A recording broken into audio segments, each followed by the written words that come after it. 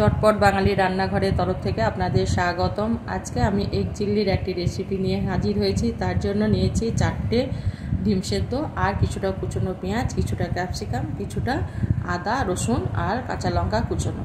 প্রথমে আমি ডিমগুলোকে, একটা ডিমকে আমি 4 পিস করে কেটে নেব। এইভাবে বন্ধুরা আমি একটা ডিমকে 4 পিস করে নিলাম, আপনারা অর্ধেকও করে নিতে পারেন। আর এইভাবে আমি সমস্ত ডিমগুলোকে কেটে নিলাম। অন্যদিকে আমি একটা বাটি নিয়েছি, বাটির মধ্যে দিয়ে দিলাম 4 চামচ ময়দা। ময়দাটা দেওয়ার পর আমি এখানে দিয়ে দেব 2 চামচ কর্নফ্লাওয়ার। কর্নফ্লাওয়ারটা দেওয়ার পর আমি এখানে দিয়ে দেব 1/2 চামচ আদা রসুনের বাটা আর স্বাদ মতো লবণ, আর 1 চামচ দিয়ে দিলাম কালো গোলমরিচ গুঁড়ো, 1 চামচ গরম মশলা। এবার আমি অল্প অল্প করে জল দেব আর একটা বেটার তৈরি করব। একদম পাতলা বেটার আমি এখানে তৈরি করব না বন্ধুরা, আর সেই জন্য জলটা অল্প অল্প করে দিতে হবে আর এইভাবে মিশিয়ে নিতে হবে।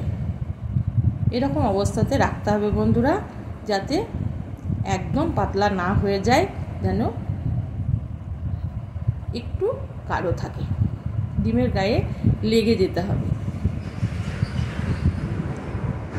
এইভাবে একটু গাঢ় করে বেটারটা তৈরি করে নিলাম। আবার আমি একটা বাটি নিয়েছি, বাটির মধ্যে দিয়ে দিলাম 2 চামচ কর্নফ্লাওয়ার, আর এবার আমি দিয়ে দেব 4 চামচ টমেটো কেচাপ। টমেটো কেচাপটা দেওয়ার পর আমি এখানে দিয়ে দেব 1 চামচ ডার্ক সোয়া সস। সোয়া সসটা দেওয়ার পর আমি এখানে দিয়ে দেব 1 চামচ হোয়াইট ভিনিগার,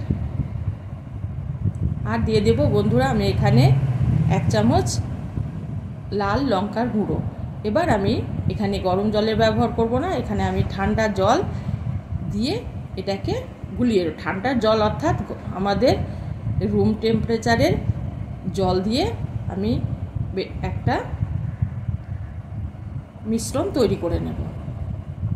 অন্যদিকে আমি গ্যাসের মধ্যে একটা কড়াই বসিয়ে দিয়েছি, কড়াইয়ের মধ্যে দিয়ে দিলাম সাদা তেল। তেলটা গরম হলে বন্ধুরা আমি ডিমগুলোকে যে বেটারটা করে রেখেছি তার মধ্যে দিয়ে দিলাম, দিয়ে কোট করে নিলাম। একটা চামচের সাহায্যে আমি একে একে তেলের মধ্যে ছেড়ে দেব।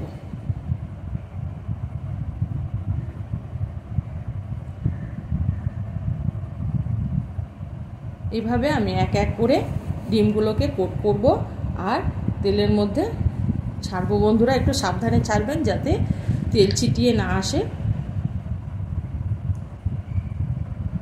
এবার এগুলোকে আমি ঘুরিয়ে ফিরিয়ে মিডিয়াম হিটে ভেজে নেব।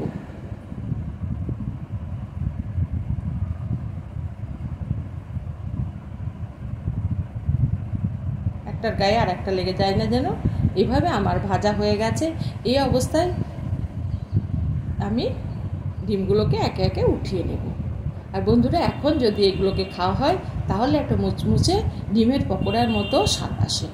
আবারও আমি বাদবাকি যে ডিমগুলো আছে এক এক করে আমি বেটারের মধ্যে কোট করব আর তেলের মধ্যে ছেড়ে দেব।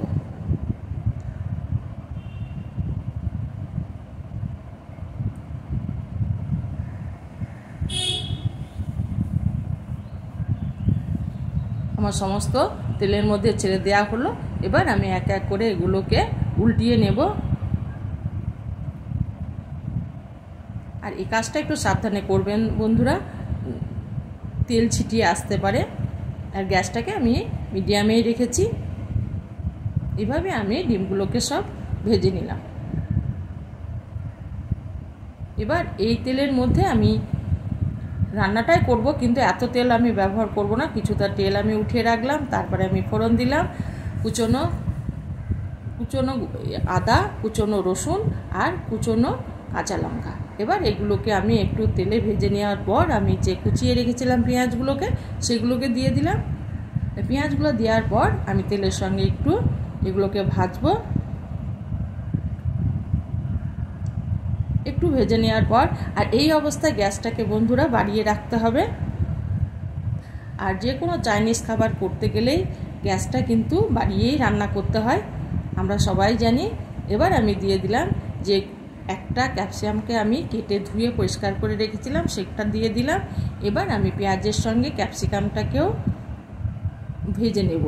আমি কড়াইয়ের মধ্যে পেঁয়াজ আর ক্যাপসিকামটাকে নরম করে নেব, কারণ এরপরে রান্নাটা বেশি সময় লাগবে না বন্ধু। ক্যাপসিকাম আর পেঁয়াজটা আমার নরম হয়ে এলে তারপরে আমি বাদবাকি কাজটা করছি। আমার পেঁয়াজ আর ক্যাপসিকাম নরম হয়ে গেছে। এবার যে আমি মশলাগুলো জলের মধ্যে গুলে রেখেছিলাম সেটা দিয়ে দিলাম, আর দিয়ে দিলাম ডিম ভাজা ডিম, আর দিয়ে দিলাম স্বাদ মতো লবণ আর হাফ চামচ চিনি। চিনিটা দেওয়ার পর আমি ভালো করে মিশিয়ে নেব।